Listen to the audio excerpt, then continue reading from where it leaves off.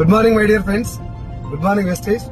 20 సంవత్సరాలు చదువుకొని ఏదో ఒక జాబ్ వచ్చిన తర్వాత మన చదువుకు సంబంధం లేనటువంటి జాబ్ చేసుకుంటూ కేవలం ఫ్యామిలీని పోషించడం కోసమే జాబ్ చేసుకుంటూ మనకున్నటువంటి కళల్ని మొత్తం నిర్వీర్యం చేసుకొని ఇక మన బతికింతే అని చెప్పి ఈఎంఐల ఊబిలో కూరుకుపోయినటువంటి నాలాంటి చాలా మంది జీవితాల్లో వెస్టీజ్ లాంటి ఒక ఆపర్చునిటీ వచ్చిన తర్వాత 45 సంవత్సరాలు నేను జాబ్ కోసం కష్టపడడానికి సిద్ధపడ్డా.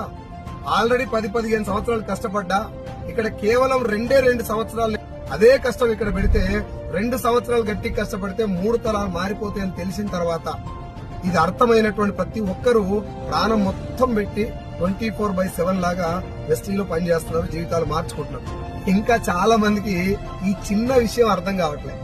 జాబ్ కోసం అంత సీరియస్ గా ఎందుకు పనిచేస్తున్నారు? లైఫ్ మారదని తెలిసినా, ఇక్కడ లైఫ్ గ్యారంటీగా మారుతుంది, చాలా మంది మారింది అని తెలిసినా ఇక్కడ అంత సీరియస్ గా ఎందుకు పని చేయలేకపోతున్నారు? ఒకసారి ఆలోచించండి. అండ్ మళ్ళీ చెప్తున్నా, జాబ్ చెడ్డది కాదు, కానీ మీ బలం జాబ్ కాదు. You can do more. Thank you so much.